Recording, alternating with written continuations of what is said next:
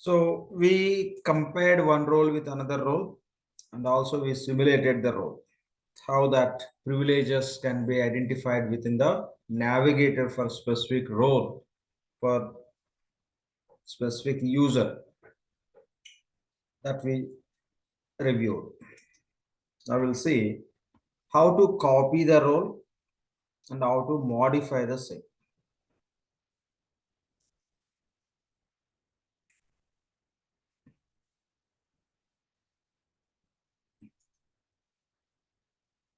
Go to security console.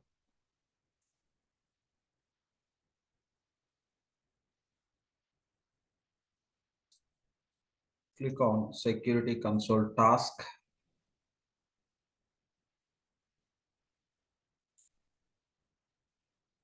And here search for any one of the role. So payables, accounting. It's like accounts payable, right? Accounts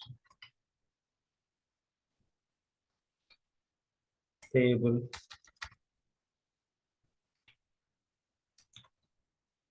Manager. Manager or supervisor or specialist. Select any one of the role. Now, so we have two copies here. One is starting with ORA prefix in the role code. Other role is just starting with the AP. I'm selecting which is starting with ORA.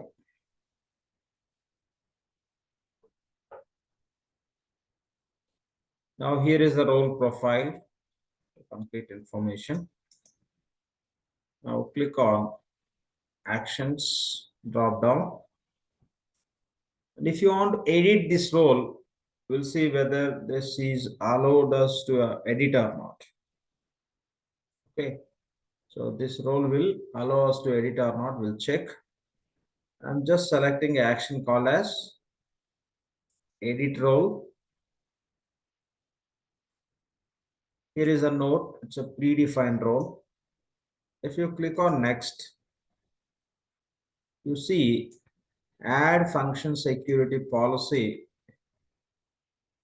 This action is disabled as well as delete privileges. All these are the privileges. So deletion also not allowed.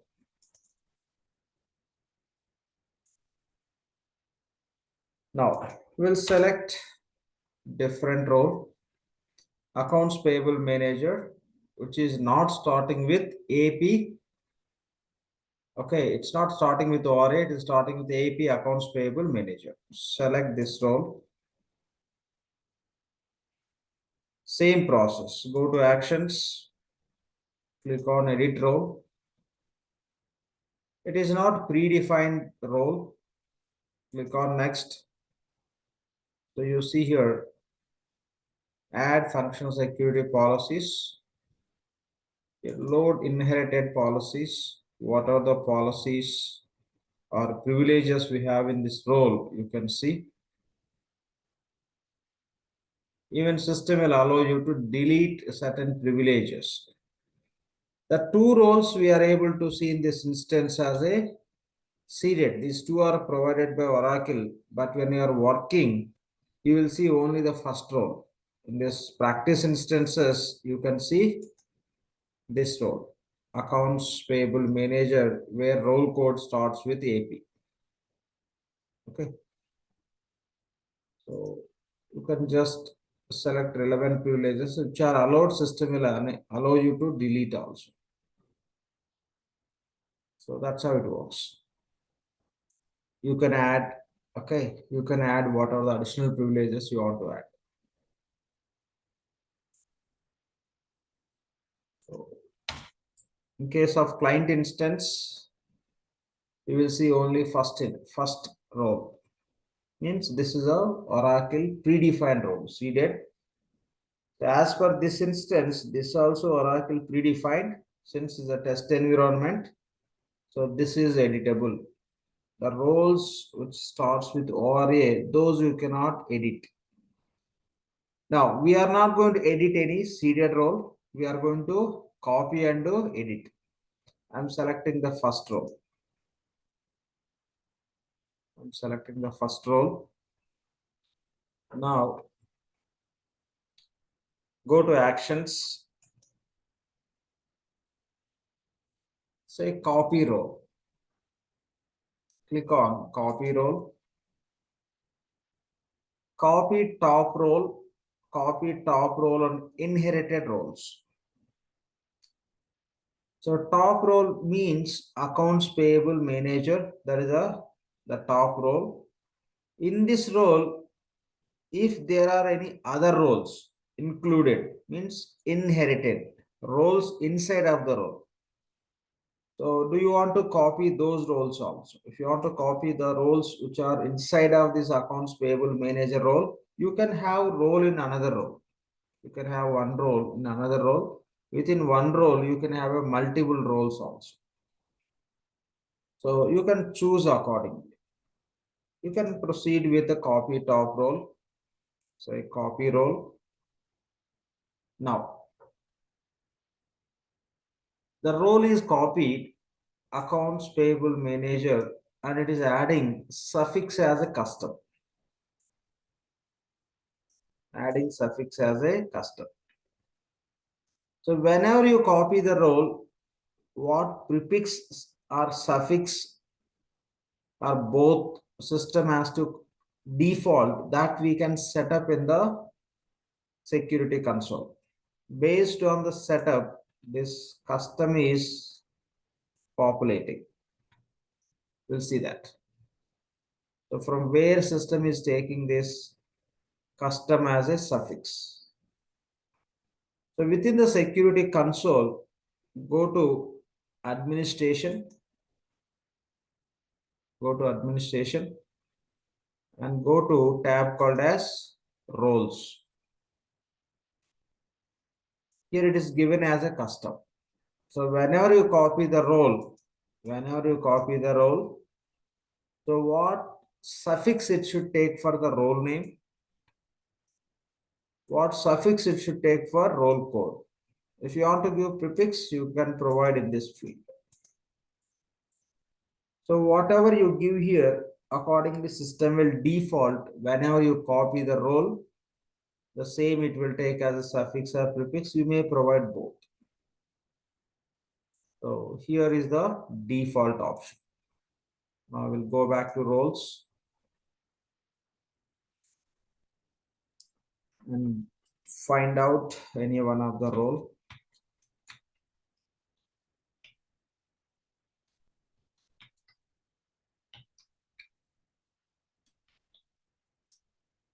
Accounts payable manager.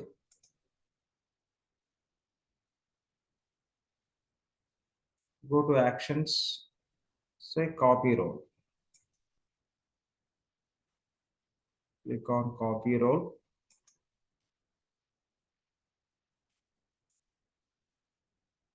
Now we want to just keep as ERP3. Just for our identification purpose. Reality, when you create for your client, you don't need to write as any copy. So I'm just giving as ERP3 accounts payable manager for our identification. It's a copied one.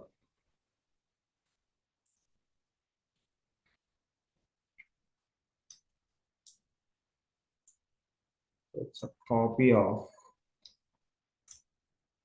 accounts payable manager role. Now click on next. So within this role, okay, in the basic information level, we given the name and code. Now we are at function security policies. Function security policies. Here we can see all the privileges. So what we have in this role, you can see. If anything is missing, you can click on load inherited policies. That means which are not at loaded, that system will load. Click on load inherited policies, the hidden policies or privileges can be loaded, which are part of this load. Just click on load inherited policies. Now you can see many policies loaded. Now we got a big list. So these are the various privileges as per accounts payable manager role.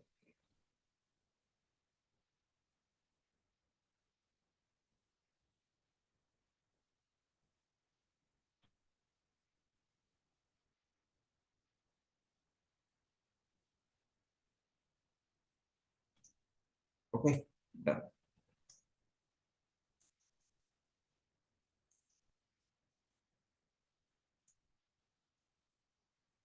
If you want to add any privileges, yes, you can add here.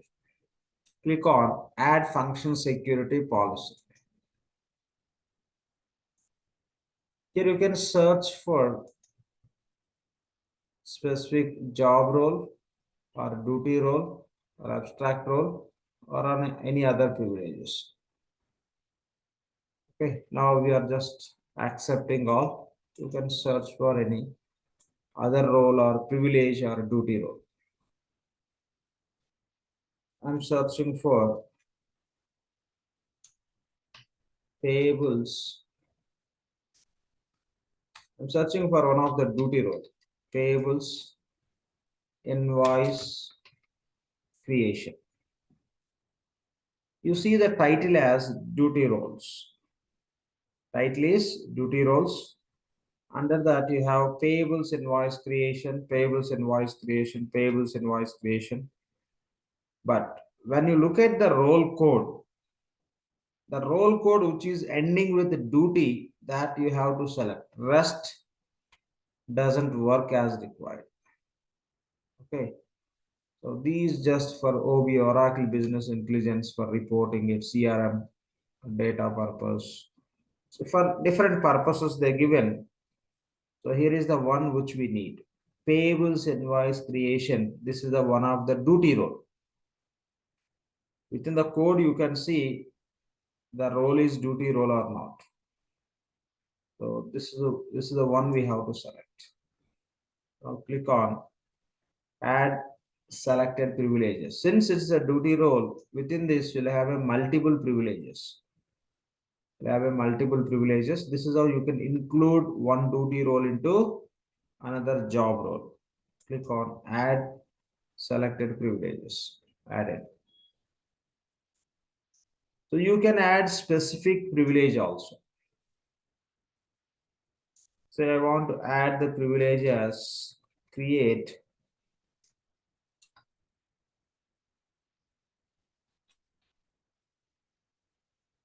okay. I want to just add as create payables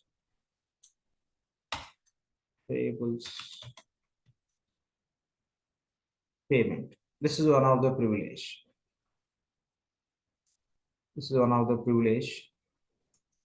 The same way here you can see role code. Within the role code, it is ending with a PRIV, means privilege, the prefix they are taking from the privilege. And I want to add the privilege like validate payables invoice. This is one of the privilege. So here under other roles, don't select anything. That should be under privileges. Validate. Okay, payables. So now if you see the other roles, under other roles, it is displaying, it is ending with OBI. Don't select. It should be under privileges. Now we are not able to see anything under privileges. It means that privilege is already available within this role. If it is already available, it won't display. Let's search for edit payables invoices. We don't have. That means that is already there. We have one privilege, edit payables payment. You can select, so add privilege to role. You can include another role into this role.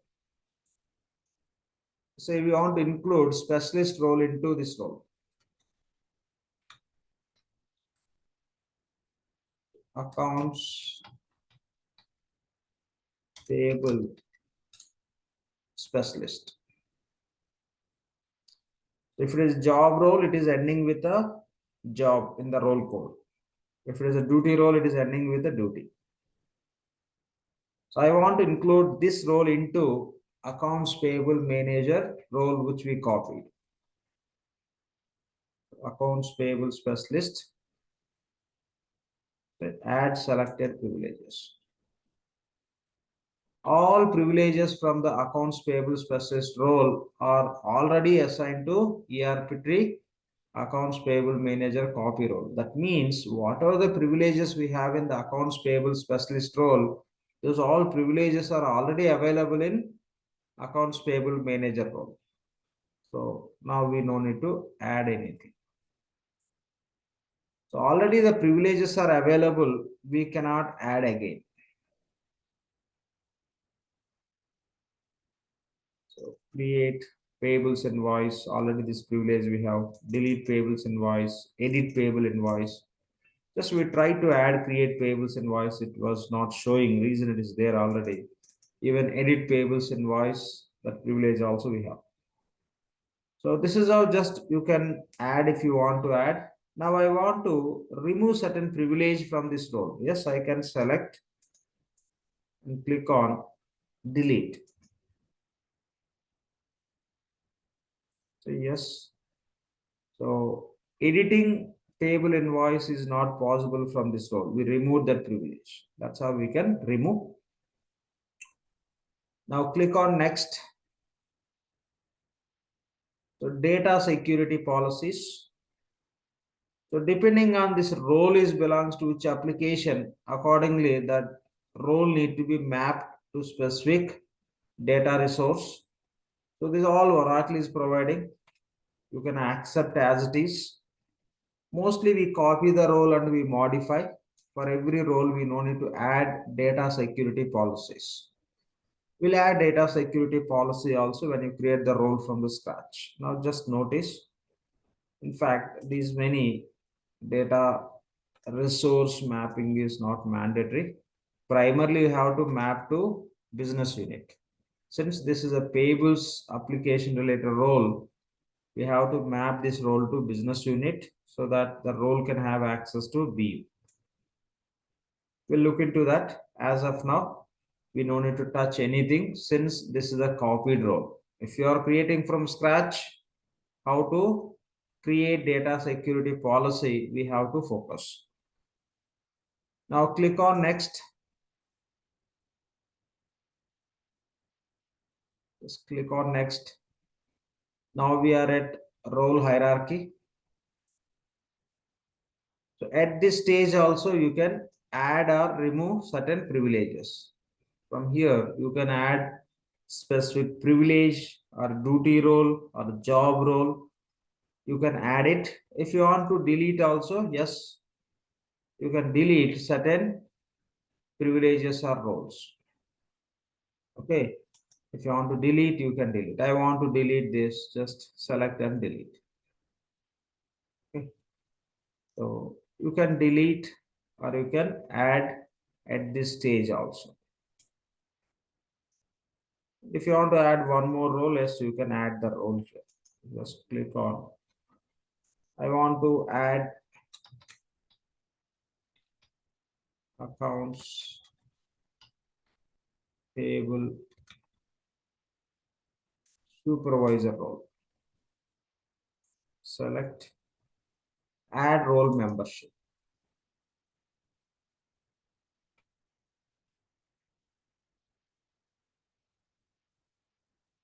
Just click on add role membership. Add it. Now try to add accounts payable specialist. Add role membership.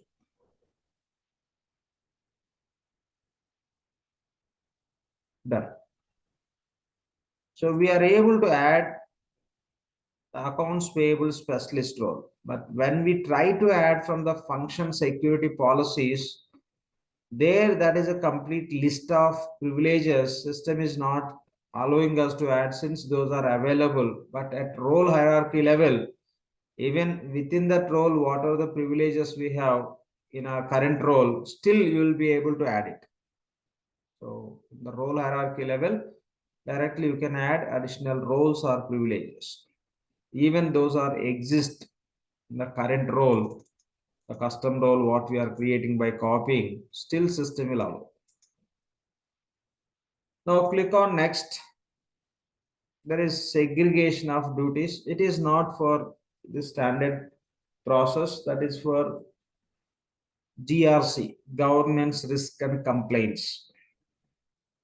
So separate product we have there for segregation of roles, duties. So for the governance of application, like who can have access to what policy violations, for that purpose this can be used. So we don't use this directly. If you are implementing, if there is a GRC implementation in the project, that time these will come into the picture. So it will display.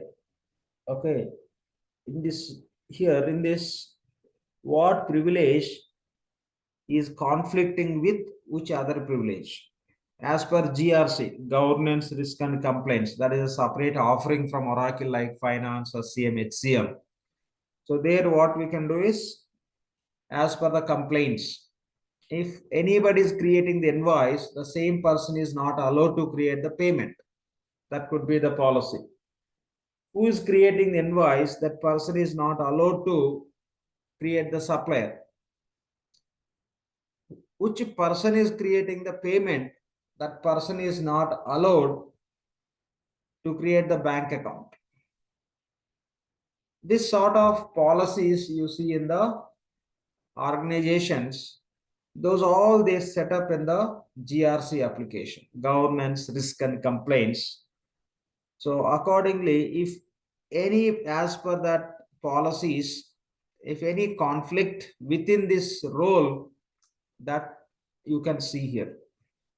Okay, so here you can see within this one role you can have multiple roles, duty roles, job roles, multiple you can have within this. So which role is conflicting with what, it will display, but now it is not applicable for us. Click on next. Here you can assign this role to user directly. Okay, instead of going to user and assigning the role to user, you can assign this role directly from here to any user. You can click on add user. Say we want to assign this role to ERP3 user. Say add role, add user to role. Yeah. So this is how you can assign this role directly from here to multiple users. Multiple users, you can assign the role. Now click on next. You can see the summary, what are the changes we did for this copied role. So look at this function security policies. How many function security policies are added? 24 added. You can just expand it and you can see what we added. Right? We added duty role. That duty role added all these privileges. Create payables invoice, delete payable invoices, apply or unapply prepayments. These all privileges are added. Okay, when you expand it, yes, you can see it as added, and here also you can see action as a added or removed. These all are added. Plus icon means added. And other changes what we did, permission group, data security, nothing we changed. And at role hierarchy level, we did some changes. What we did, we added, what we added? We added role called as accounts payable specialist into this copy role. Accounts payable supervisor role also we added. And other changes you can see, users added one. To this role, we mapped user. So this user we added. Okay, here is the plus icon, means added. So that's how you can see the summary of the changes, whatever we did for this role, which we copied and modified. Now click on submit and close. Say OK. So this is how you can copy the role and you can modify the role. You can add the privileges or you can remove the privileges, or you can add the duty role or job role or any specific privilege. So that's how we can copy and edit. Even we copy and edit, this role we call as custom role. Doesn't matter you are creating the role from the scratch or you are creating by copying, finally that will become new role that we call as a custom role. Now, the role we have as accounts payable manager. Now I want to understand this role is assigned to how many users. This role is assigned to how many users. I want to understand. To check, what you can do is go to actions. You can click on edit role. Yes, we cannot edit. So go to users. Here select users. Now we can see the accounts payable manager role is assigned to how many users. For all these users, this role is assigned. There is a big list. So this is how you can check any role. That role is assigned to how many users.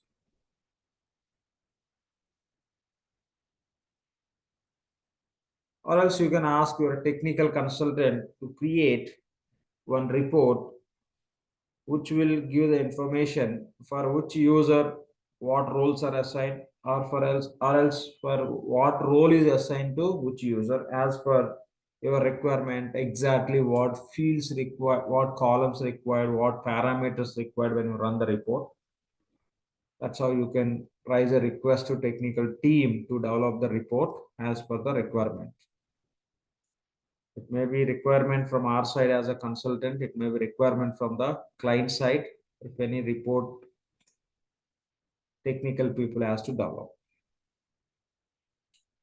Okay, this is how you can review if you want to check the role is assigned to how many users.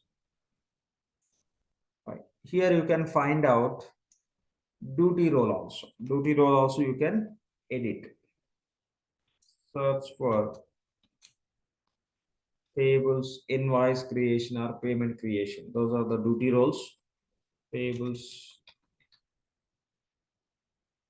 invoice. You see here, payables invoice approval. That is also one of the duty role. Payables invoice creation. That is the duty role. Payables payment creation is a duty role. Okay. So that's how this just you can identify by looking at the role code. The payables invoice creation is one of the duty role. It's a seeded one. So select which is starting with ORA, which is ending with the duty. Select it. Now click on edit role. It is a predefined role. If you click on next, here we don't have any option to add or delete since it's a seeded. Now we can copy this. So copy role, copy top role. Even it is a duty role, inside of this duty role, there could be other duty role. Or in the duty role, you may have a job role also, nothing wrong. click on copy role.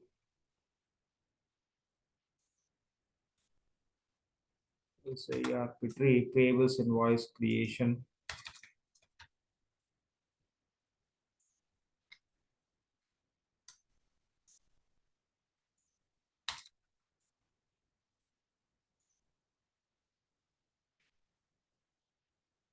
So click on next.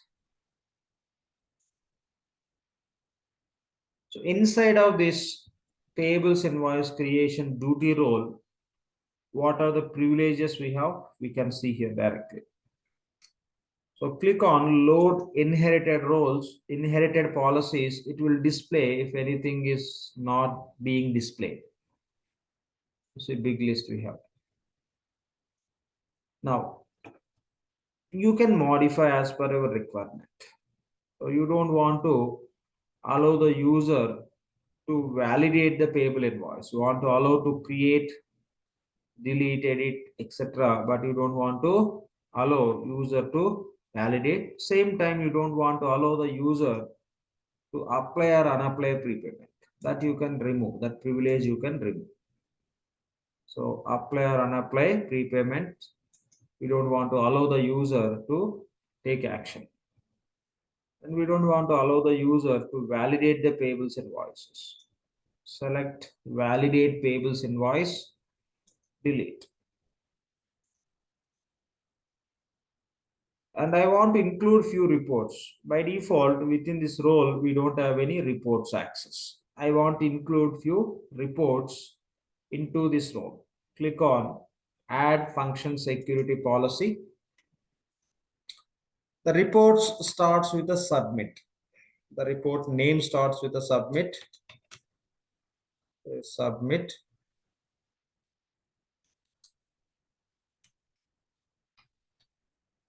Payables invoice register. Payables invoice register. Here always you take which is under privilege. So which are ending with the OBA, etc. Ignore it. Which are under privileges, you can take. Here, you take submit payables invoice register, which is ending in the role code as a privilege. Click on add privilege to role. It can be specific task, it can be report, it is treated as a privilege. So we added that report. Another report I want to add. Submit payables, say payment. A payment register. Again here, it's ending with the privilege and this is under title called as privileges.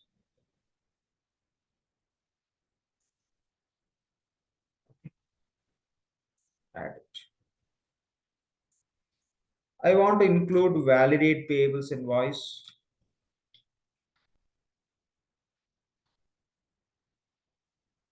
To validate payables invoice. Here is the privilege. See here, under other roles, we have validate payable invoice. For that role, the code is ending with OBI. I'm just selecting it. I'm trying to add it. See what is the message? There are no privileges to be added. That is the reason. Always select which is under title called as privileges. Select it. This privilege can be added. This is designed to use those rest for other purposes. So this is how you can include certain privileges. You can remove privileges from specific duty role also. Then rest, click on next. Under data security policies, we don't need to change anything except as it is what Oracle is giving. Click on next. If you want to add any additional data security, additional policies, you can add, or else you can add the role. Okay, you can add the role or duty, job role or duty role or abstract or any privileges. You can add it. It's given as add role, but not only role, you can add the privileges also. So click on next. So already discussed segregation of duties. We cannot do anything from here. This is for GRC application, governance, risk, and complaints, where they can set up certain policies in which is allowed, which is not allowed, same time for a specific user as a part of role, what you should not include in the same role. Means invoice creation and payment creation is not allowed in the company to the same user. That means the same you should not include in the same one role. If such kind of rules are defined, policies as per GRC that we call as a policies. If any policies are defined in any role, if any violation based on those policies, here that violations you can see which is conflicting with what. Now click on next. This role is duty role. Duty role you cannot assign to user. You can see add user is disabled. This is the duty role. So that is the reason we cannot add. So you can just go to basic information. The same you can see here, role category as a financials duty roles. Okay, it is classified as duty role. How system will understand based on this category. Role categories, financials duty role. Based on this category, system will understand this role can be assigned to user or not. So to users, we cannot assign to any user. This role we have to include in the other role, then only we can assign. Now click on next. And here you can review the details, how many function security policies added and how many removed. So the first two we added as a reports, and apply or unapply prepayment we remove into mark. So other levels we didn't do any changes. Say submit and close. Done. So this is how you can create duty role. If you want to create any duty role or job role from the scratch, here is the tab to create. So what we will do is let's create one duty role from the scratch and one job role from the scratch. Click on create role. We are going to create one duty role first. So ERP tree AP invoice duty role. Within the name, you no need to include it's a job or duty role, but for our understanding purpose, I'm writing here. Provide the role code ERP tree AP invoice duty. Select role category. Select role category as a financials duty roles. So we are classifying the role what we are creating as a duty role. We are classifying as a duty role. You can write the description here. Okay, you can write the description. So what you are going to include in this role. Create, edit, validate, invoice. You may include reports, two reports, etc. Just for understanding purpose. Click on next. So click on add function security policy. And here include the privileges as per the requirement. Create payables invoice. So yes, it is displaying under privileges. Here is the privilege called as create payables invoice. You can confirm by looking at role code which is ending with the privilege, select. Say add privilege to role. Now here search for edit. Edit payables invoice under privileges. Code is ending with the privilege. This is a valid, select. Also, you want to allow the user to validate the invoice.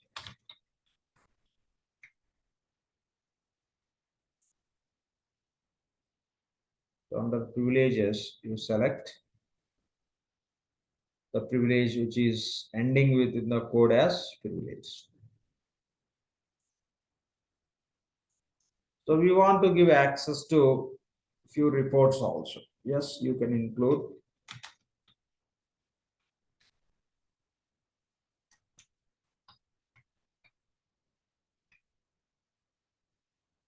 Submit payables, invoice, register. So it is not ending with a privilege, it is ending with something else. So we have to look for which is ending with a privilege, which is under privileges. This can be added. So this is how you can add the privileges. Now we added 4 privileges into this new role. Now click on next. So we are under data security policies. We are under data security policies. Add data security policy here. So if not here, you can add at job role level. This is duty role. I'm not adding at this duty role. Click on next. Here also you can include certain additional privileges or other roles into this duty role. Click on next. Since it is duty role, we cannot add to any user. Click on next. Say save and close. We created custom duty role. Now we'll create custom job role. To create the custom job role, click on create role. Click on create role. Now, giving the name as ERP3 AP invoices job role. Okay, reality when you create the custom roles when you are in the project, don't write anything as a job role, duty role within the name. You can include that is job or duty role within the role code itself. But here just for identification purpose, I'm giving. So ERP3 AP invoices job. Now select role category as a job role. Role category as a job roles. So role category is financials job roles. Select. You may write the meaningful description for this role. Click on next.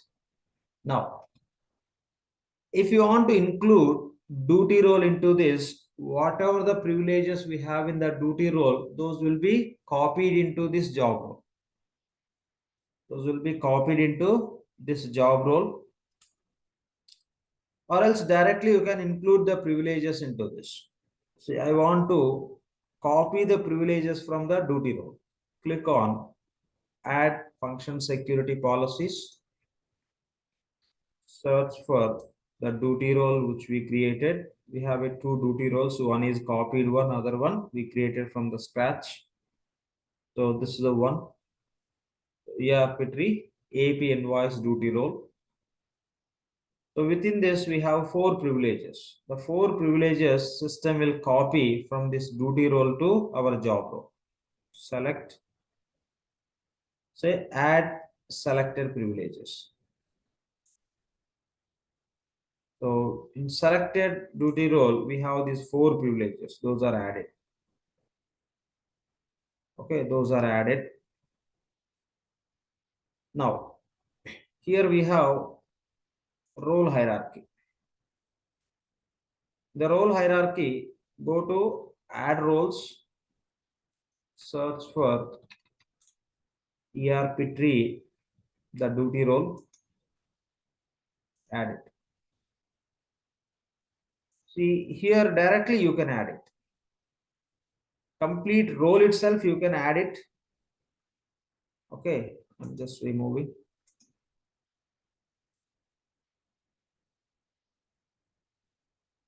Now it is displaying the original this role. So if you add here directly duty role, you can include. If you are adding from function security policies, you cannot add complete duty role. When you select the duty role, from the duty role, the privileges can be copied into this job role. That's how it works. Notice this point. So from function security policies, only privileges can be copied from any duty role or job role. And if you want to include the duty role directly into this role, go to role hierarchy. Add role. Here you can add ERP tree, AP invoice, duty role. Assign. So we added. So any role, if you try to include in the function security policies, only privileges can be copied. If you want to include the duty role or job role directly into this role, you can do from role hierarchy. I want to add one more role, that is payables payment creation, which is the duty role. Payables payment creation ending with the duty, select. So entire duty role is added. Okay, entire duty role is added.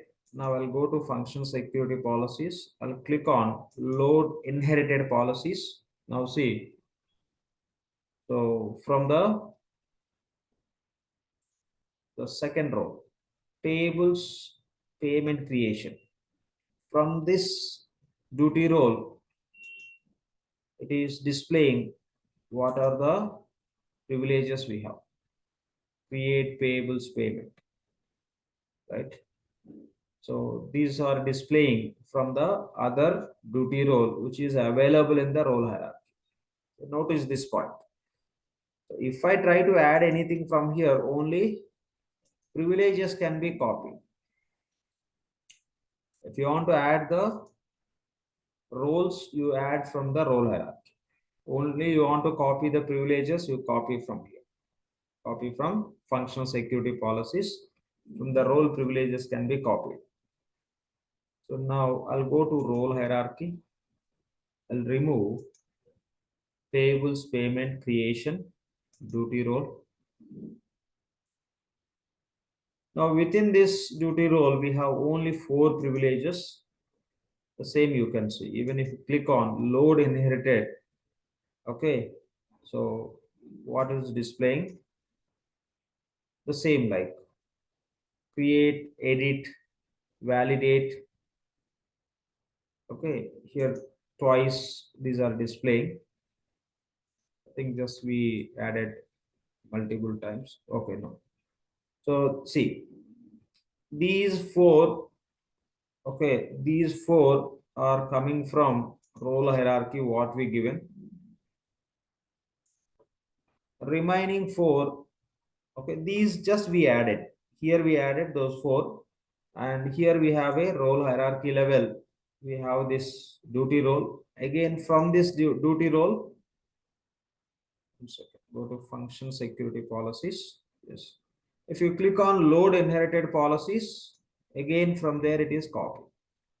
From this duty role, these 4 are again copied. Okay, if you want to add from here, you can add from here, or else if you don't want to add from here, directly you can add role under role hierarchy. Those will reflect as the policies. Now I'm going to role hierarchy. I'm removing this duty role here. Reason, from the duty role, already we copied the privileges. Now, if you click on load inherited, nothing. Nothing is inherited. No privilege is part of any other role. Reason, no other role is part of this role. Same role. ERP tree, AP invoices, job role. ERP tree, AP invoices, job role. So that's how it is. Okay, no inherited, no hidden policies from any other role hierarchy level selection. This is how just you can include. So you may just add that duty role at role hierarchy level, or else privileges you can copy directly from the function security policies, or else you don't want to copy from the duty role directly, you can include here. So you don't want to use any duty roles directly, you want to include. Yes, you can include from here itself. Directly you can add the privileges.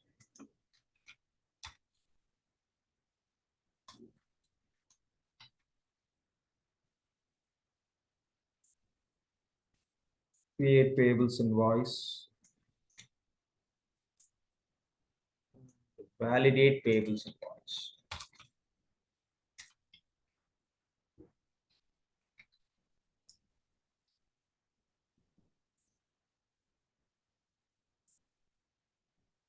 So this is how you can include. The one option is one by one you can include. The second option is you can just select duty role, so that from the duty role the privileges will be copied, or else you select the duty role under role hierarchy. If you click on load inherited policies, whatever available in that duty role which you included within the role hierarchy, those privileges will be displayed here. And click on add function security policy. Here I'm going to search for accounts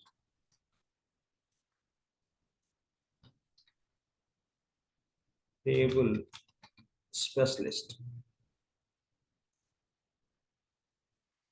Say add selected privileges. So all the privileges which are available in this job role, those are copied into this role.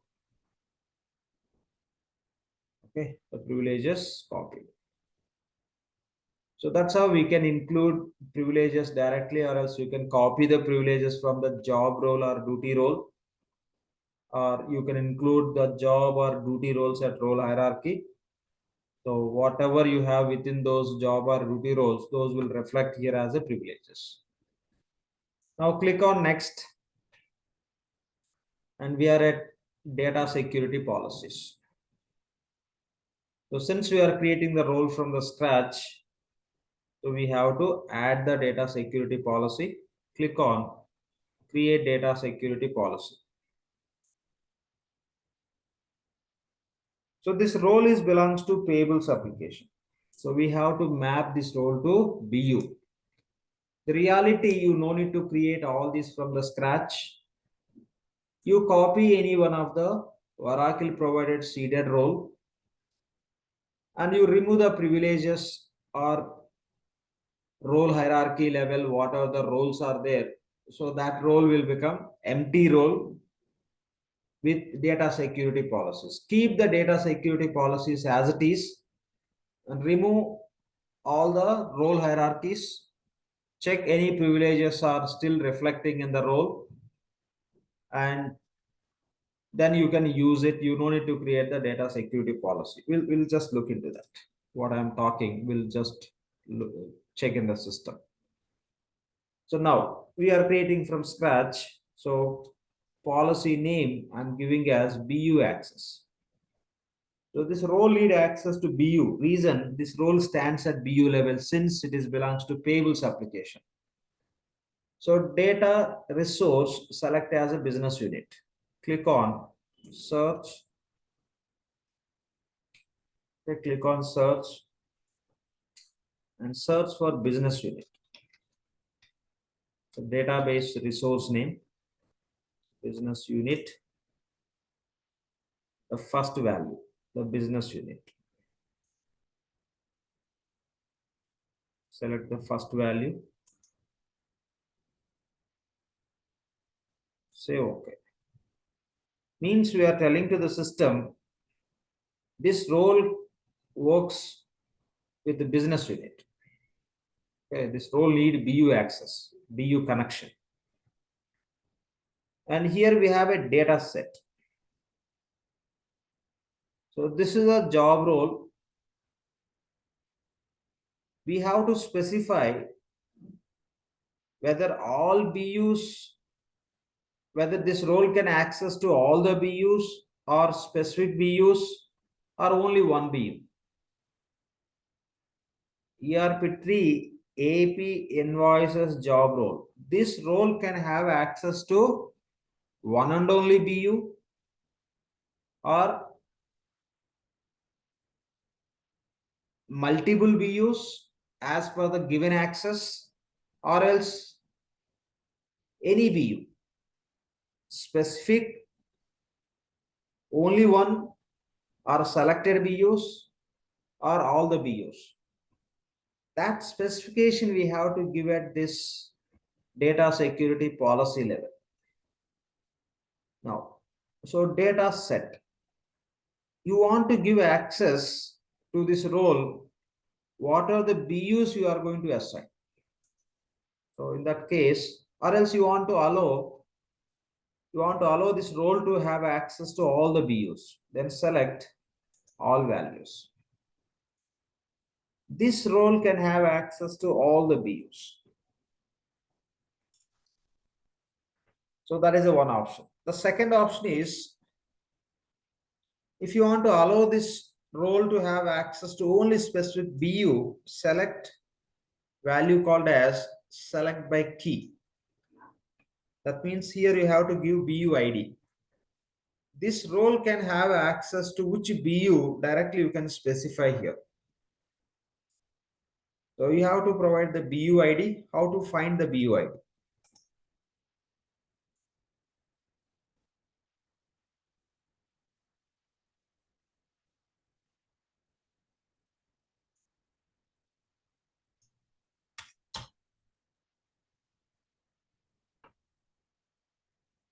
Okay, we'll see how to find the BU ID.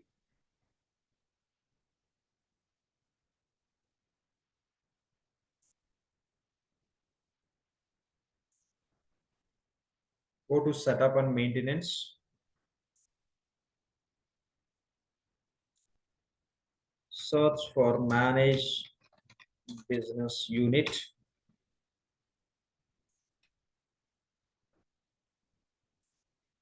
Go to manage business unit task. Find our BU, ERP3, financial services. Now we have a limited columns here, name, active or not, location, manager. So now go to view, columns. Here is one column called as business unit ID. Select it. So here is ID for our BU. This is a unique ID for every BU. Every BU system creates one unique ID. So with this ID only, system can identify our BU. Every time you may change the BU name, that's fine for the system, but this is a fixed ID for the BU. Just copy and paste here.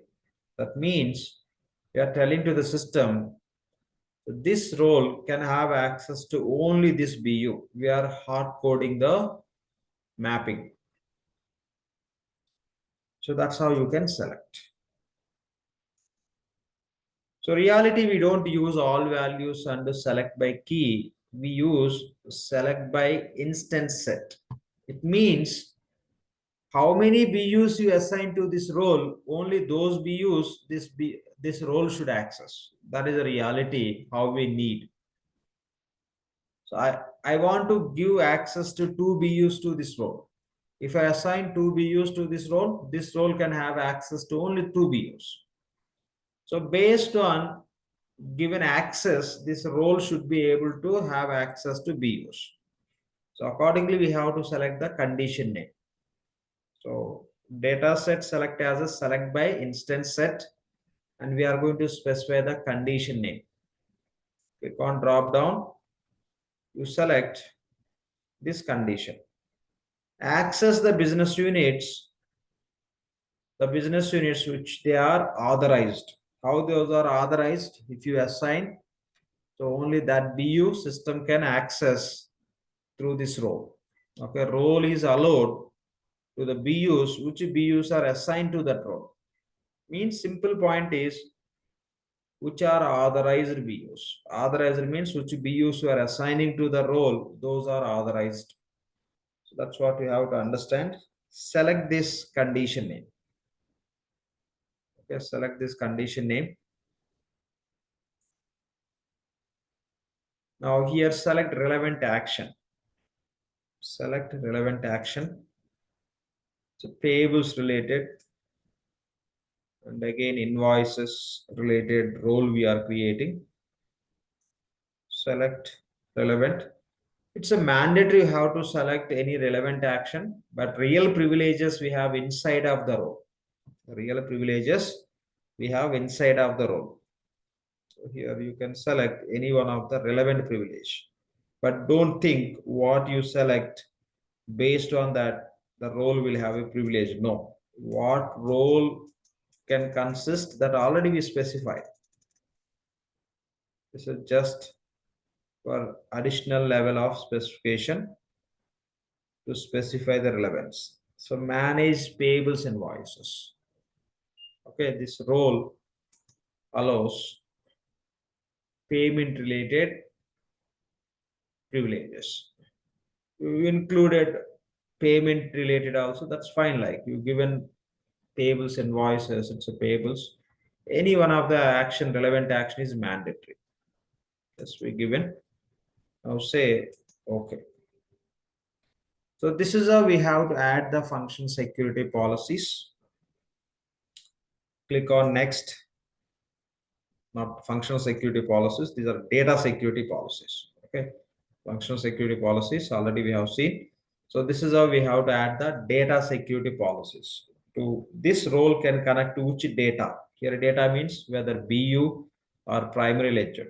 Since it is the AP related role, we are mapping to BU. Data is BU here. Now click on next. The same role, okay, is reflecting here as a within the role hierarchy. If you want to include the same role related privileges will reflect in the function security policies level. Click on next. It is not applicable, segregation of duties, so GRC related. Click on next. Since this is job role, we can assign to user directly from here. If you want to assign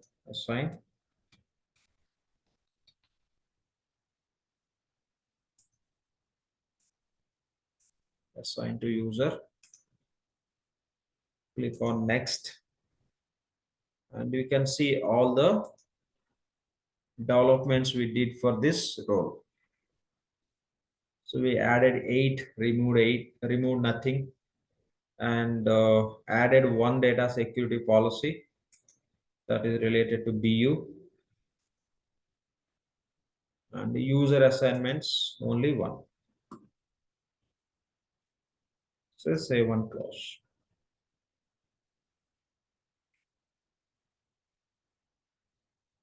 So when you assign any role to user, later you have to assign the BU to that user role if the role is belongs to BU level role.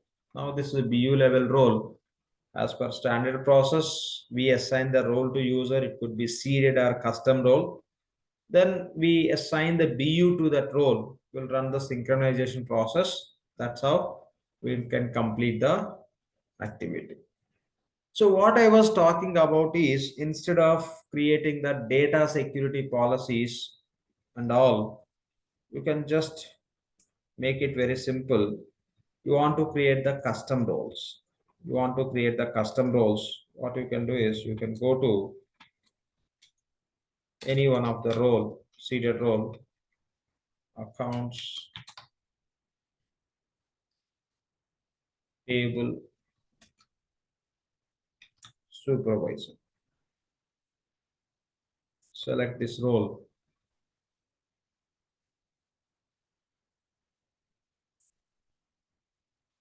So when we are in the project, we have to create the multiple roles. We have to create the multiple roles. So when you create the multiple roles, every role you have to include the data security policies. Data security policies. Instead of adding data security policies, you can utilize the data security policies from Oracle provided role. How? So I'll just use this as a template. I'll just make it as a template. I'll copy this. So I'm not interested to create data security policies for every role, whatever I create as custom. What I will do is I'll call it as ERP3 AP template. It's reality, not template. The purpose how I'm going to use like template. Now here you can give code as ERP3 AP. So code, it should be in uppercase without space.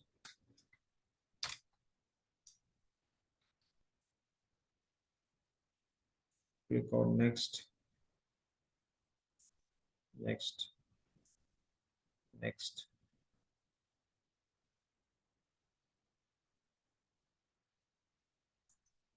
I'll just first create it. Not assigning to any user, done. Created. Now I'll find the same. ERP3 AP template. I'm using this as a template to create the new roles, custom roles. Go to edit role. So why I created this template, I don't want to include the data security policies every time, which is the big task. So what I will do is I'll just go to role hierarchies.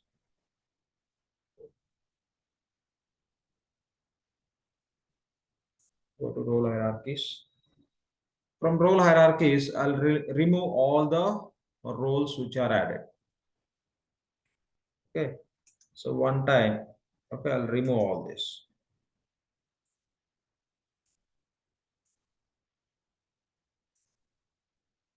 Remove all this. Now it takes time to remove. So just you remove for one time. After removing, you can come to functional security policies. Think there are no job role hierarchy. Within the role hierarchy, no roles. From here, you check any additional privileges are directly included or not. If any additional privileges, those also remove from here. Okay, those also just remove from here. That's how make this role empty. Now think it is empty role. Nothing is there. Under functional security policies and under role hierarchy, we don't have anything. Think like this. Once you remove, nothing will be there. But you will have data security policies. All the data security policies, what Oracle is providing, you keep as this. Okay, those don't touch. See that they are giving many, accept it. Now, here we have a role without any role hierarchies, without any function security policies. Without any functional security policies, we have this role. This you can treat as a template. Of course, now you can see few role hierarchies and function security policies. Remove all those. First, remove everything from the role hierarchy. After removing, go to functional security policies and click on load inherited policies. See if anything are loaded. If anything is loading, remove from here. So now everything will become empty under role hierarchy and functional security policies. Only you will have data security policies in this. Now this you can utilize as a template.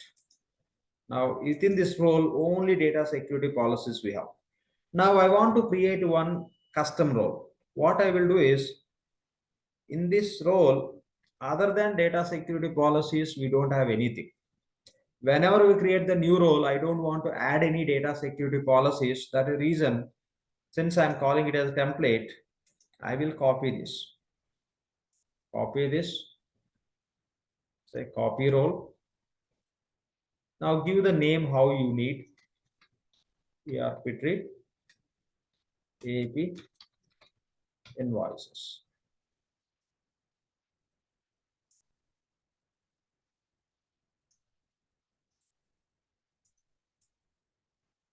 Say AP invoice job role. Or it could be can be duty role also. In that case, create another template. Or else ignore at duty role level, job role level you can do. Duty roles anyway you can include in this. Now think nothing we have in this copied one. Go to next. So as of now we have this, but we discussed we have remove this. Now you add whatever you need into this role. Create tables invoice. I'm just including the duty role, which will add the privileges. Done. Or else directly you can go to role hierarchy, you can add it. Now you no need to add any data security policies. All data security policies are coming from the role, which role we copied. So this is how you can simplify your work, or else all the time you have to add the relevant data security policies, which is the big task. And again, whatever the data security policies you have, if any data security policy you don't need, you can just remove the data security policy also. Specific data security policy not required, such kind of data access not required. Yes, you can remove that. You can edit also. Since it's a copied one, yes, we can edit. So that's how it is. Okay, instead of playing with this data security policies from the scratch, so Oracle provided job role you can copy and remove all the role hierarchy level roles or privileges, and the function security policies level all the privileges. The function security policy level privileges may be directly added at function security policies, or else those might be reflecting from the role hierarchy level. Doesn't matter. Clear everything which are available at role hierarchy and function security policies. First, you clear from here and check anything is reflecting in the function security policies. If anything is reflecting, clear from here also.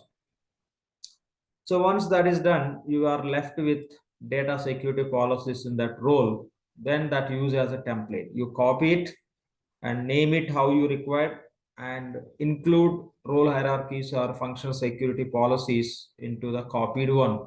You no need to touch data security policies. Those are copied from the role which you are using as a template. So that's how you can simplify your work.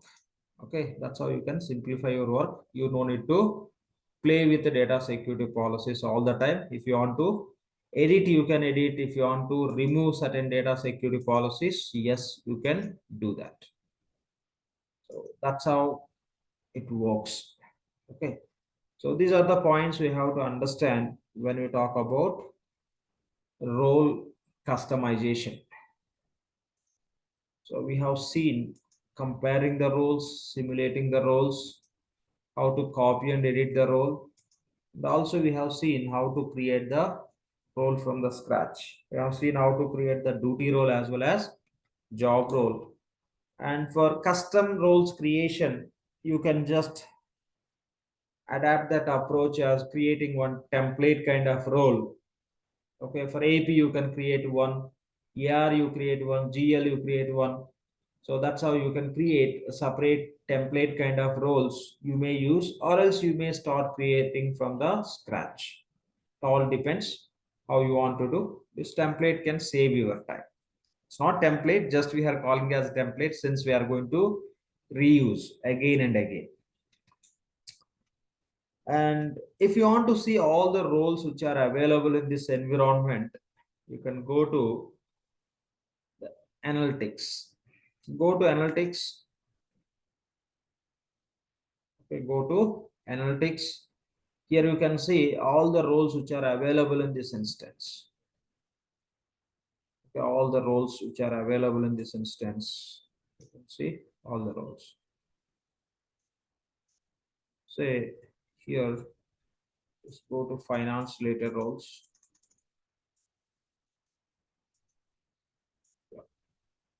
Fine. Here we have finance related roles. So financials job roles. 271 we have financial duty roles 566. These all are not seeded. Just select job roles and scroll little down. You can see all the job roles here.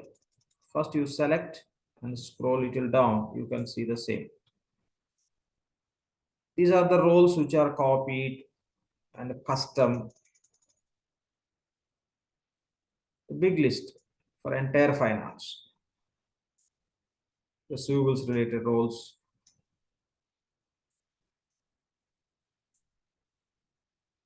Cash management related roles.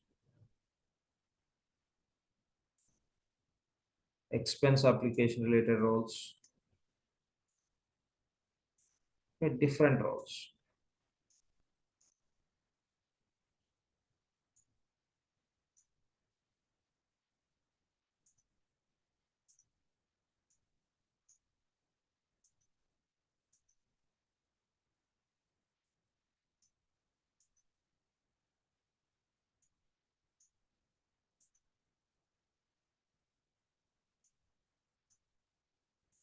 Yeah.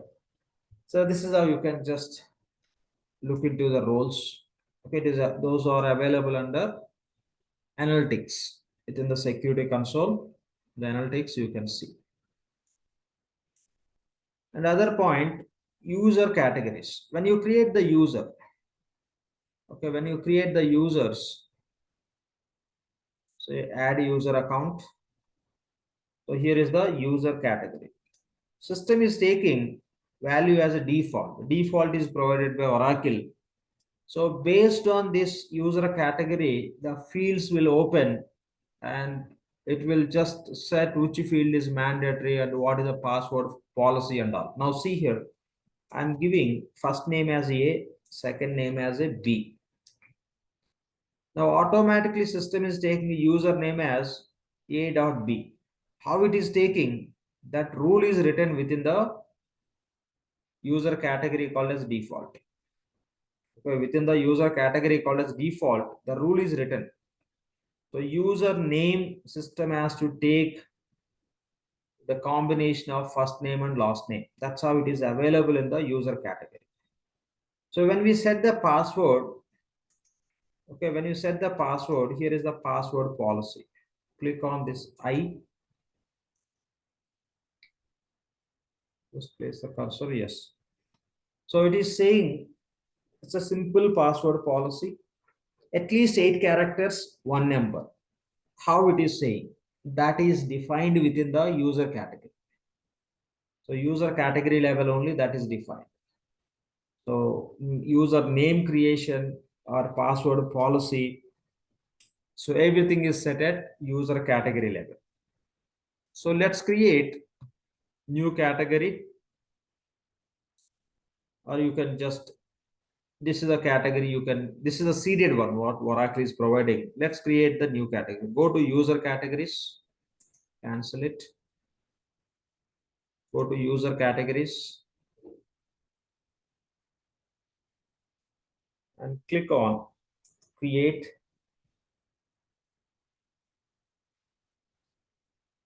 Click on edit. Give the name. Name is ERP3. And user name generation rule here. First name, last name. This is a rule system is using for the default as of now. Now you can set username generation rule. Username, how system has to create, what are the email ID we will provide, that system has to use. That means email ID will become mandatory when you create the user since you are selecting it. Okay, or else first last name. Okay, first last name. So this is a combination, just it will use. It's not complete first name, first name it will use. It will use from first name prefix. And or else person or party number. Okay, person or party number. It will use some number. That's how it is. So I'm selecting email. Okay, most of the companies will see the user login would be email ID only. Now say save and close.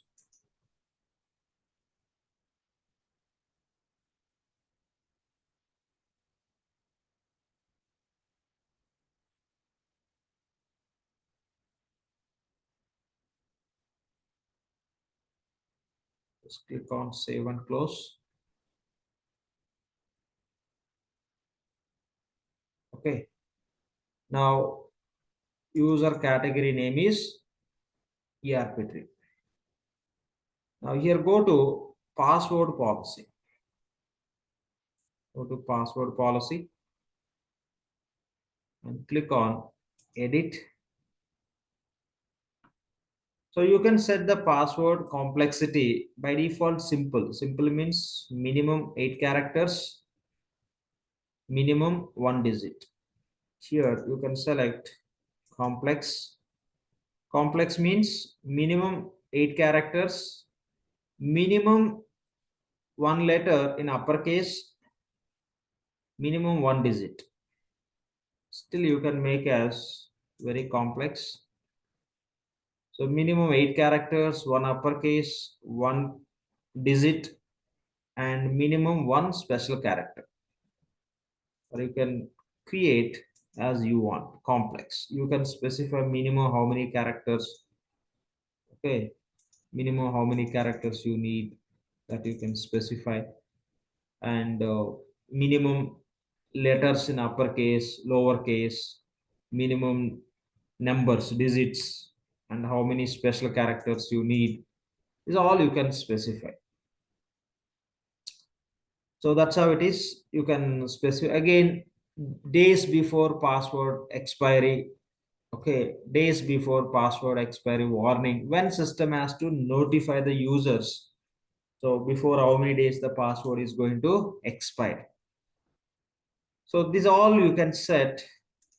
So accordingly, you can just manage the user record. Okay, user related notifications. So with this, okay, with this category, with this user category, whatever the users you create for all those users, the notifications, say, click on edit.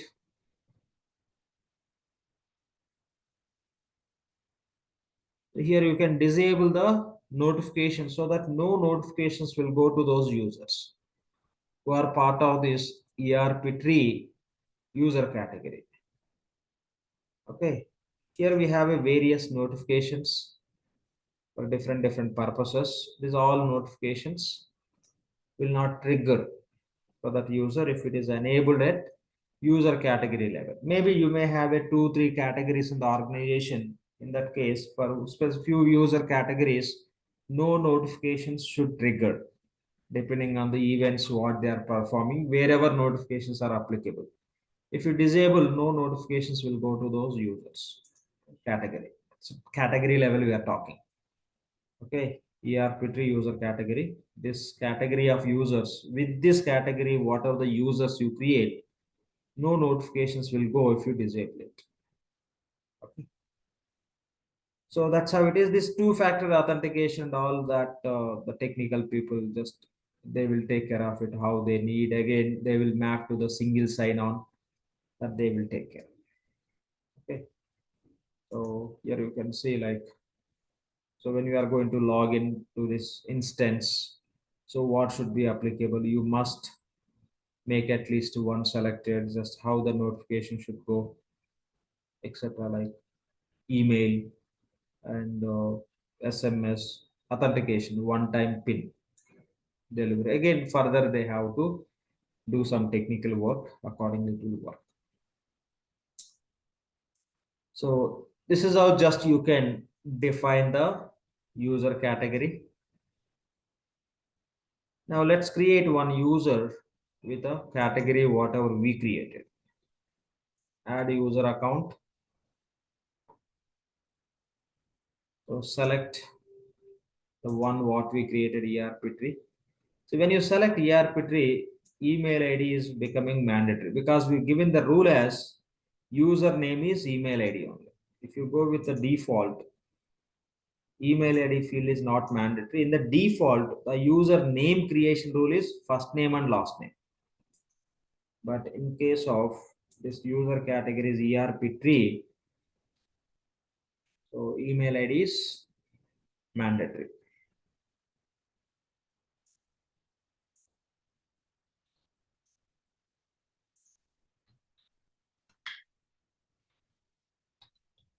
Now it will take that email ID. And when you look at the password policy, we didn't change over there. If you change as per our requirement, accordingly it will reflect here. So this is all about user category. So how the user name need to be generated and what should be the password policy. With this user category, what are the users you create? For those users, whether notification should trigger or not. And again, the authentication, how it should work. Those all you can set at category level. So that's what we have to understand about. So user category. Okay, user category when you create the users. Okay, that's all about. We have to understand about custom roles and just it's not real template, just we are calling as a template. Okay, template approach you may follow, you may just keep one role as a template kind of role with all predefined data security, data security policies, so that you can avoid adding the data security policies in every custom role.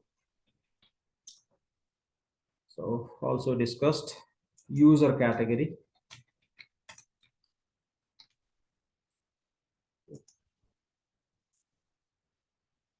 Just one second.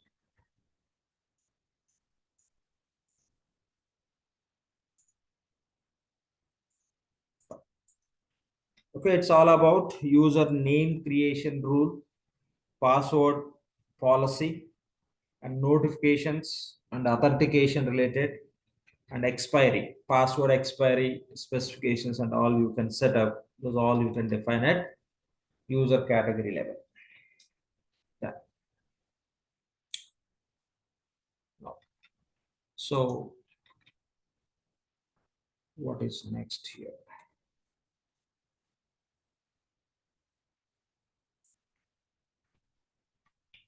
We're done with this. Just we'll look into aging periods concept. Look into aging periods. So already we discussed aging periods for the purpose of to identify unpaid invoices based on the time periods. We can create the time periods. Accordingly, we can find out the aging periods, unpaid invoices with the help of aging periods. Let's pick this topic.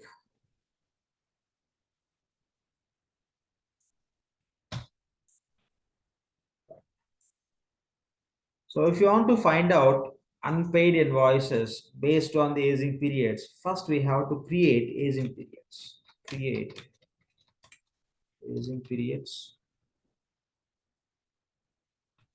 And we have to run one report. In that report, you have to select aging periods as a one of the parameter. So only one setup, creating aging periods, then we can run the report. How to run the payables invoice aging report. say payables invoice aging report. So in this report, we have to specify how that unpaid invoices need to be displayed. As per our aging period, we can give it. So maybe I want to see invoices, all invoices I want to see related to past due. I want to see 1 to 10 days past invoices I want to see. Okay, 1 to 10 days. And another bucket or another period, what we need is 11 to 20 days past due invoices I want to see. And I want to see 21 to 30 days past due invoices I want to see. The other period I need 31 to 60 days. Okay, this is how just I want to see. When I give 1 to 10, it's all past due because I'm not giving negative sign. Positive sign means past due. If you give future due, that you have to give it a negative sign. Okay, you have to give it the negative sign. I want to see invoices which are falling in like future due invoices. Which invoices are going to be future due? I want to give those future due invoice. I have to give it a negative sign. I'll give negative. Say all upcoming invoices I want to see. So these many future due date invoices it will create to 0. That means today and future invoices. Or else I want to give the range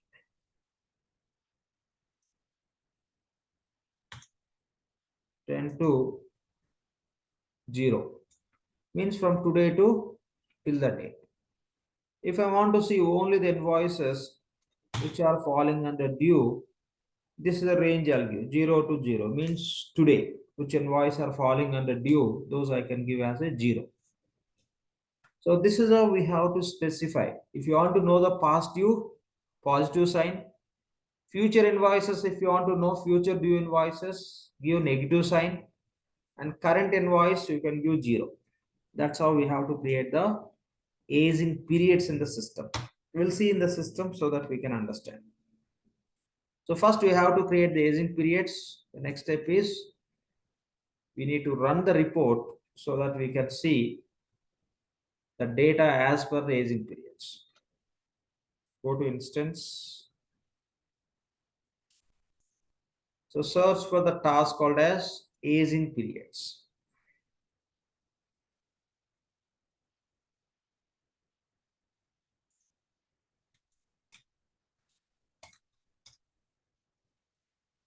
Manage aging periods means these periods will help us to find out age of the invoice. What is the age?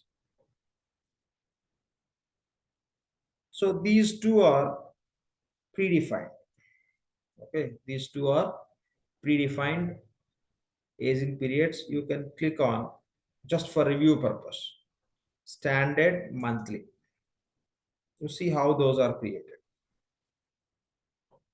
Current. Okay, one period is current. Okay, one period is current. And if somebody change it would be by default 0. So it's a future. Today to till this day, this many dates. Inside I'll say 100. Today to till coming 100 days, how many invoices are falling under due? I want to understand. Or else I want to understand invoices which are falling under this range today only, current due. Or else coming 10 days, how many invoices? Today and in coming 10 days, how many invoices are falling under due I want to give.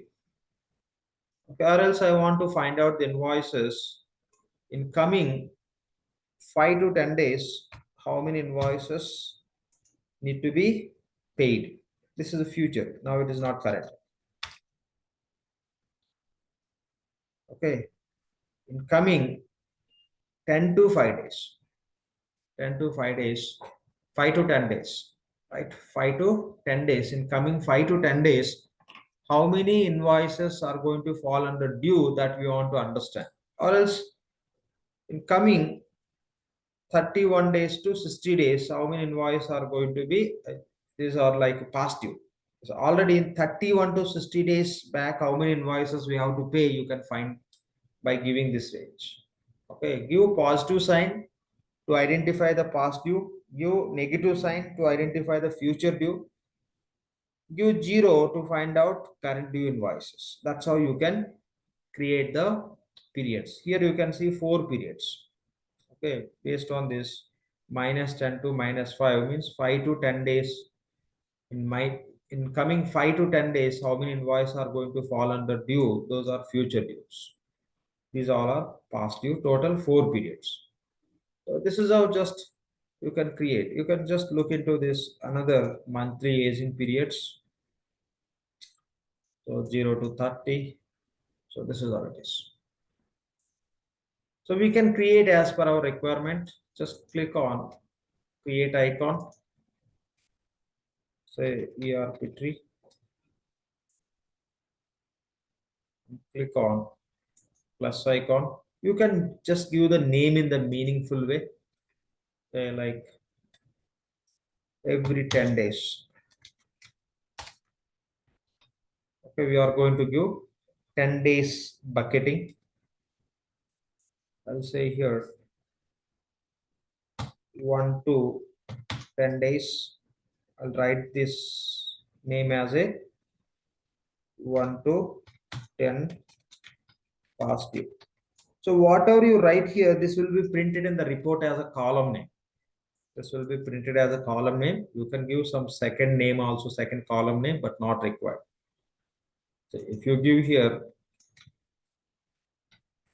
past due, here you may give second column also as a 1 to 10 days past.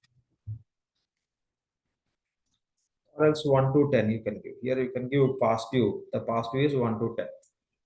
Okay, this is how you can give. This will be printed in the report. If you give, it will be printed. Otherwise, this is enough.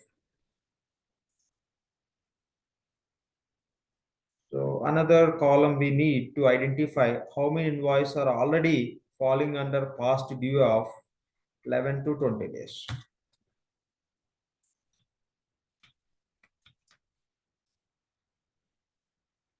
Here I can write, or else here itself I'll write as 11 to 20 past due. So 21 to 30.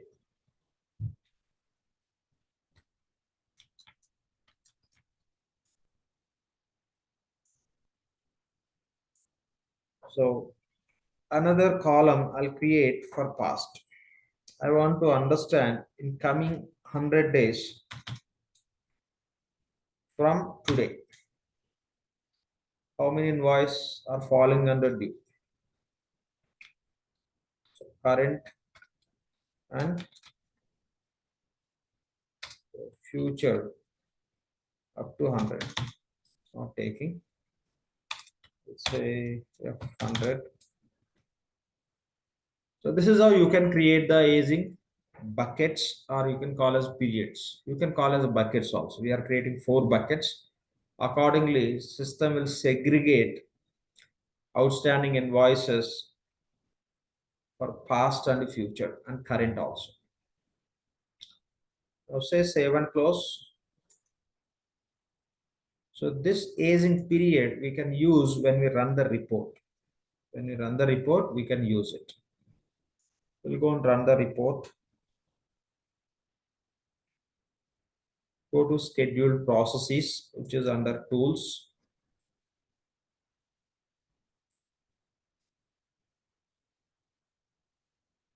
Schedule new process.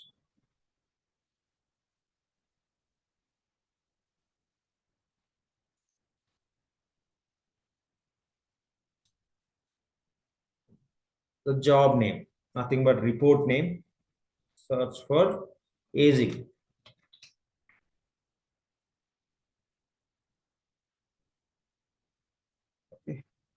Here is the report. Payables invoice aging report. Select and say okay.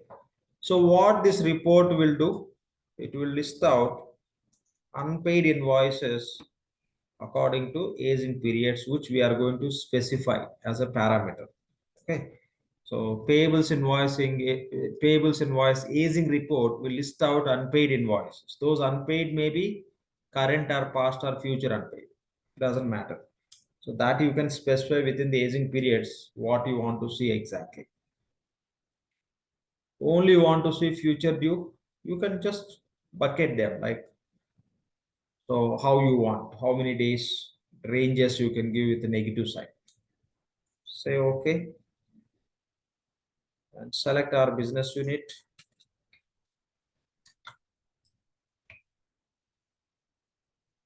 And when you submit the report, these are the parameters. So based on the parameters only, the report output will get generated. The report output will get generated based on the parameters what we are giving. We are telling to the system, so create outstanding unpaid invoices report for only this BU. We are clearly specifying the report only for this BU. We discussed. So when you talk about the on what base we have to derive the BU definition.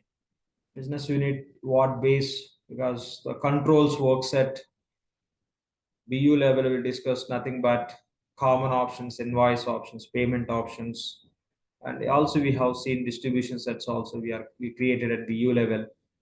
And reports we run at BU level only. Yes, now we are running the report at BU level. That's how the seeded report functionality is available.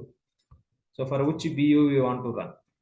Now you want to run the report for a specific balance and segment value. Not possible. You have to ask the technical people to modify this report. So they can copy this report and they can modify and they can add one more field here, BU plus one more field BSV. So that's how it is. Now sort invoices by trading partner. So when system will generate this report, so you want to see the invoices by trading partner, nothing but supplier. Trading partner is nothing but supplier, by supplier wise or invoice type wise. How those need to be sorted. So let it be supplier wise. And when the report is generated within the output, do you want to include invoice details? Yes. By default, it will show, but more information. Okay, detailed information about invoice. Do you want to include the invoices or belongs to which site also? Yes. So you can set a filter, the minimum amount due and the maximum amount due. Okay. So you are going to generate the report where you want to see where the due amount is more than $10,000. Then you can give 10,000 to maybe 1 lakh or range you can specify accordingly it will display. Otherwise, even $1 due also system will display in the report output. And when you run this, system has to consider which invoice types. That invoice type you can select, but not required. So, and you may select this report we are running for which supplier. Only specific supplier if you are running, you select supplier name, or else this BU got access to how many suppliers for all the supplier related invoices, in unpaid invoices it will display. Okay, this is just for filtration. If you want to filter, you can use only specific supplier you want to create the aging report. Yes, select specific supplier. Now here is the aging period which we created. Just select here. So we created as a ERP tree 10 days, means 10 days buckets we created. So this is how you have to provide the parameters. Parameters are very, very important. Again, notice which parameters are mandatory, which are optional. So tomorrow, if you claim you are a experienced consultant, simply they can ask the question, hey, when you run the payables invoice aging report, what are the mandatory parameters we have to provide? If you read these, you can answer. Otherwise, you can say you know how to submit, but you don't know the parameters. That is the reason. So whenever we are doing anything, just notice which is mandatory, which is optional. So which are mandatory, at least you can read 2 times so that at least a few fields you can recall if required. Done. Now submit.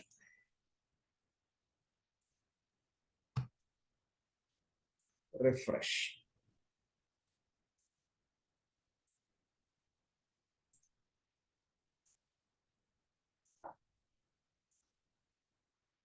Done. Now select the report. The status is succeeded. Select. Scroll little down. And you can click on output name. It will open the report output, or else you can click on republish. Just click on default document. That's how it is auto generating. Here you can see the report. The parameters what we given, that also displayed within the report itself, so that user can understand what base this report is submitted. And here is the information. We created 4 periods. Past due, and we return second column also 1 to 10 past due as it is taking. For remaining 3 periods or buckets, we directly written in the first column, which is mandatory. 11 to 20 past due, 21 to 30 past, current and future. Now if you see here, so 1 to 10 days past due invoices we have. Okay, 1 to 10 days. So earlier we were using the different instance. In that instance, we used 45 days payment term, but in this instance, we never used 45 days or other payment terms. All the time we used immediate payment term only, if you notice. So here you can see the details, who is the supplier, supplier number, site name. So site is belongs to which is city, etc. You can see these details. So that's how it is. Okay. So 3 invoices, the due dates are these. Okay, so these are the due dates, and how many past days passed, 8 days. Okay, so percentage unpaid amount, this invoice, total amount is unpaid in this invoice, already 15% paid, 85% left. This total invoice amount is due pending. So this is how you can understand. And there are no invoices with this date range. 11 to 10 days past due invoices we don't have. Even the invoices which you have to pay today, we don't have. A future due invoice also we don't have. In the previous instance, we created like future due also by giving 45 days payment terms for our testing. But in this instance, so every invoice system is defaulting immediate payment term. That is the reason only past. So this is how we can create the aging report by using the aging periods. Okay, so that's how it is. Right. Here you can download the report and you can print. And apart from that, 1 second. This is the report.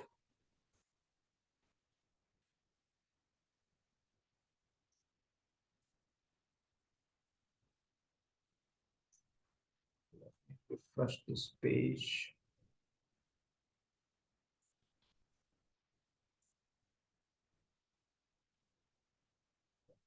You just select the report.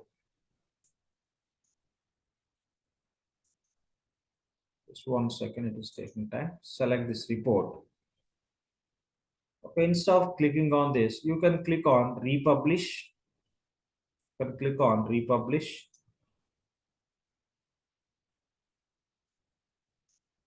Now here you have a gear icon. Click on gear icon, and here you have a formats. Okay, The report you can view in the HTML or PDF, or Excel format, and various format, RTF. So in different formats, the report is available. You can download or view. First, you can click on view, then you will be able to download also. So this is the point we have to understand. From here directly, you can click here itself, it will display. If you go with the republish, you'll be able to download in the required format also. That's how it is. So that's all about aging periods. So as per the business requirement, as a consultant, we have to create aging periods so that business will use to identify their unpaid invoices. Yep. That.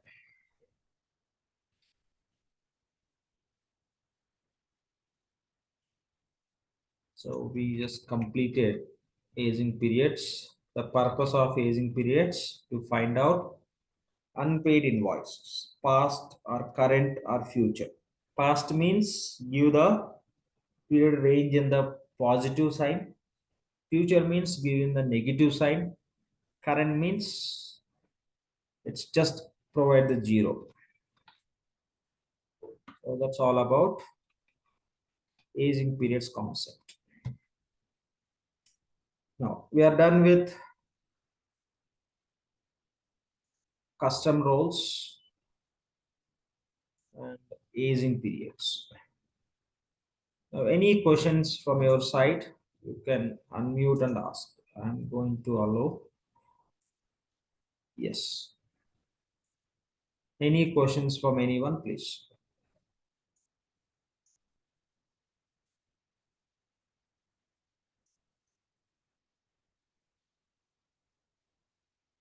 Creating custom roles or the roles, is it a functional consultant job or technical side or from super user from the company?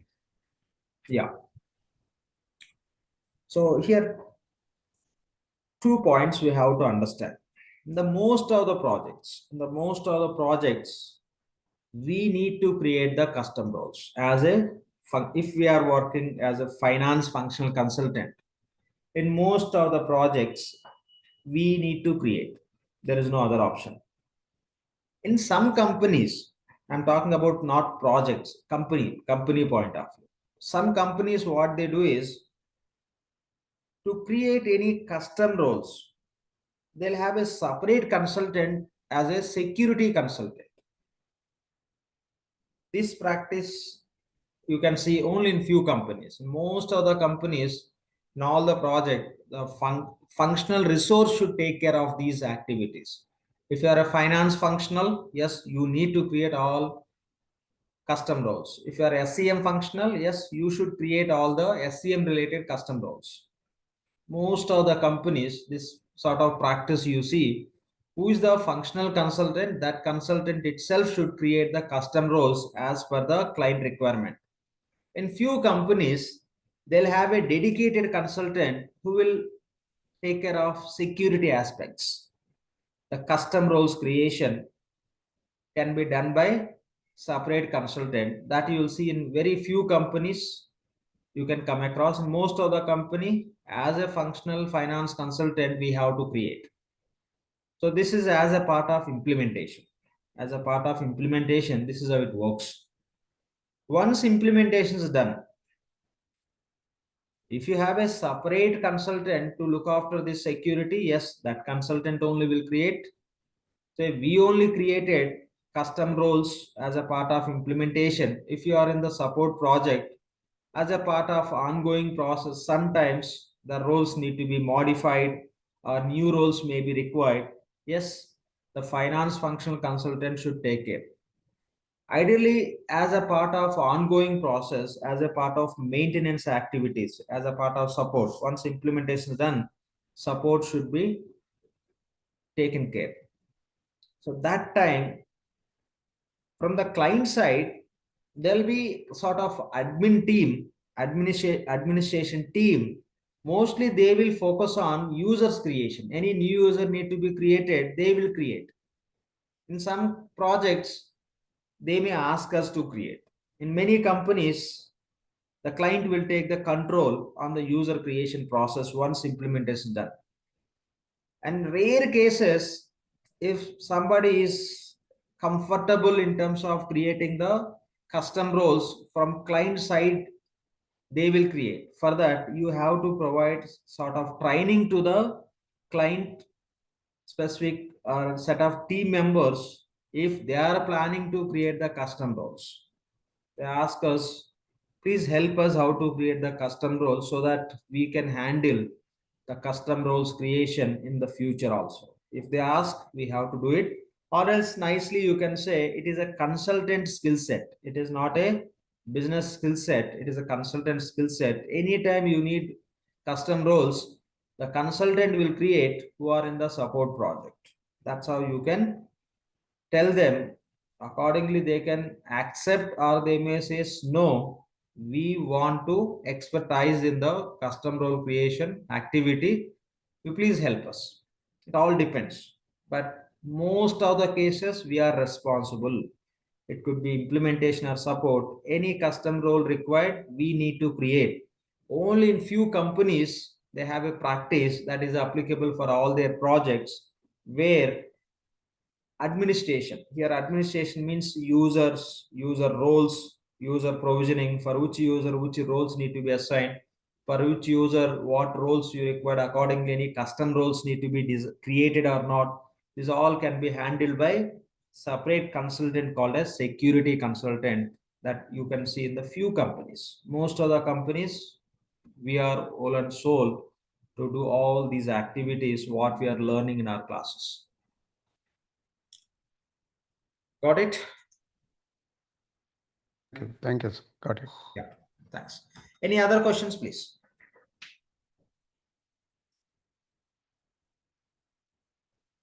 So any other questions from anyone?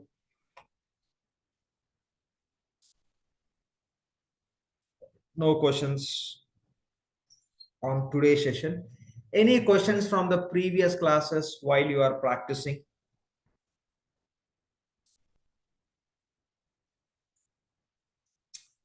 Another note for the guys who are in this 100% job guarantee program. So today we have rapid round at 2 o'clock. Okay, please make sure you will be available for that. Yeah, it will go 3 hours. Okay, rapid round. So after that, we'll have a review meeting also. Please make a note. Make sure you'll be available today. Is it online one, sir? Oh, no, sorry. That's what I mentioned. It's for these guys, 100% job guarantee.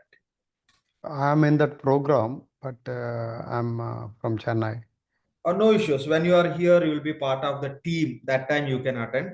There are few guys who are attending morning these classes.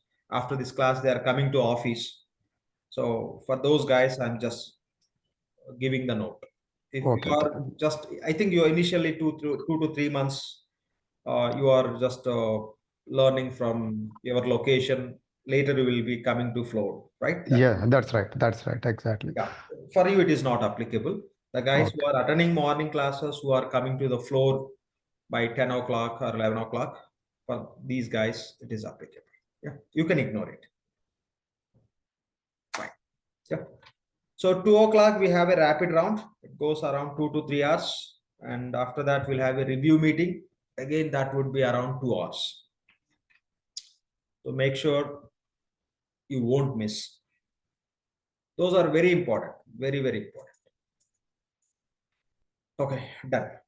So any questions from the previous classes, please? While you practice or when you are going through the videos, you may get some queries. You need some clarity, you can raise those questions.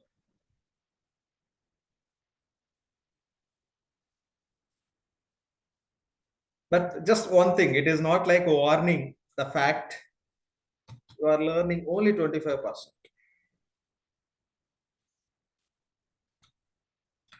With these online classes, you are learning only 25%. 75% is due. That you can see in the only 100% job guarantee program. With this 25%, you may get job. I'm not saying you cannot get. You may crack some weak interview. You can get, but since 75% is due, you'll have many challenges. You cannot work as a experienced consultant. If you want to work as an experienced consultant, so 100% job guarantee is the solution, which takes 7 months time. Full time, you have to be on the floor. You will be investing more than 1500 hours to learn this. You can become expert. You can crack every interview, and you will be able to perform any work. So no fear. You no need to operate your job with fear. So that's how it makes the difference. Yes, I do understand for few guys cannot attend this 100% job guarantee program. At least they can learn this application, which we call as just 25%. So if you have any possibility, you can plan, or else you can push the people from your side. Once they learn, you may learn from them, right? You are missing 75%. You may deploy your person in this 100% job guarantee program. Since you are working, you are in other city, so let them come and learn. The 75% you learn from those guys. So that is a workaround. We have seen prepaid supplier refund workaround. Supplier refund workaround. In the same way, this is 100% job guarantee program workaround for the people who are attending only online classes. Just think through. So make a plan. It is like you will be helping others to learn this wonderful 100% job guarantee program. And same time, you can learn from them also. Since you don't have option to directly to learn from ERP tree, you cannot be on the floor. So you can learn from your friends or colleagues or from your relation by deploying them into this 100% job guarantee program. So with this learning, it's like you can do something, but not everything. It's you have to operate your job with fear. You will be struggling and you will be working. That's how it is. Again, I'm telling this online classes compared to any other institute far better, especially this batch, but it can get rating only 25% compared to 100% job guarantee program. Yeah. Check from your side if you want to have a very smooth journey of Oracle Fusion Financial Consultant job. 100% job guarantee program is mandatory. So you might be going through these videos today. You might be attending these classes online, whatever it may be. What you are learning is 25%, 75% is due. Again, it's one-time learning. Think through. It's not like a commercial advertisement. It is just a thought of sharing the facts so that you can help yourself. Okay, we have a separate team, marketing team. They are doing marketing. I'm not doing any marketing. With the due respect, I'm just telling you, if any possibility, you will be able to help yourself. So with just 20-25% learning, don't try to achieve the things which are required 100%. You'll be struggling in the project literally like anything. Documentation, meetings, presentations, various activities. Getting job is not a great task. Many people are getting through proxy outside. But the guys who are in the 100% job guarantee program, they are able to crack every interview because they are learning everything. They are getting transformed as a real-time consultants, which is equal to minimum 10 years. Okay, minimum 10 years experience. Yeah, it may be useful for you. That is the reason I'm talking. Yeah. So if you don't have any questions, we can wind up. If any questions, please. Maybe from previous classes or system related practice issues. Okay, no. Now you can ask any questions. It may not be related today class or previous classes or practice. If you have any queries, you can ask.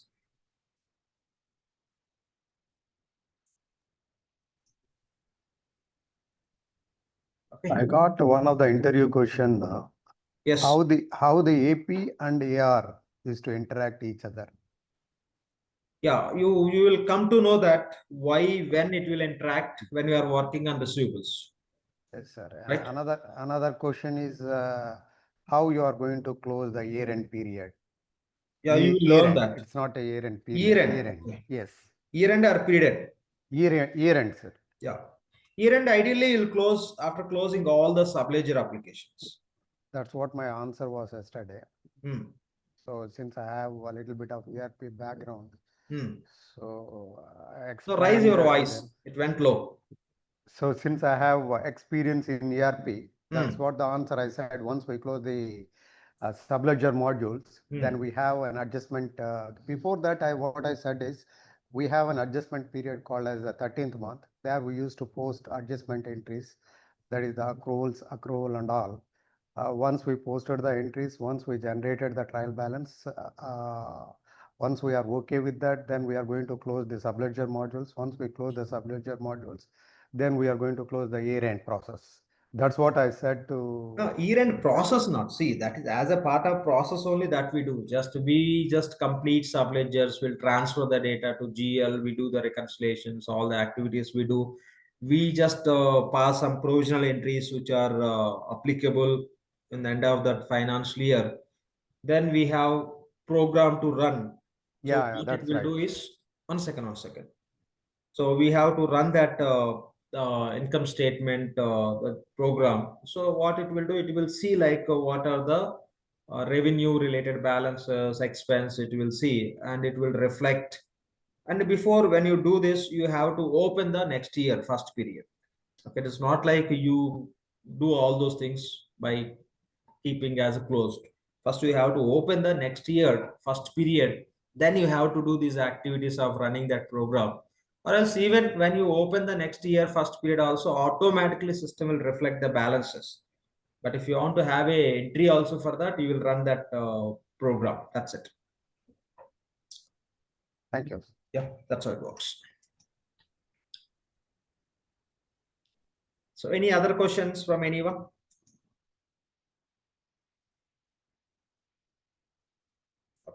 No questions.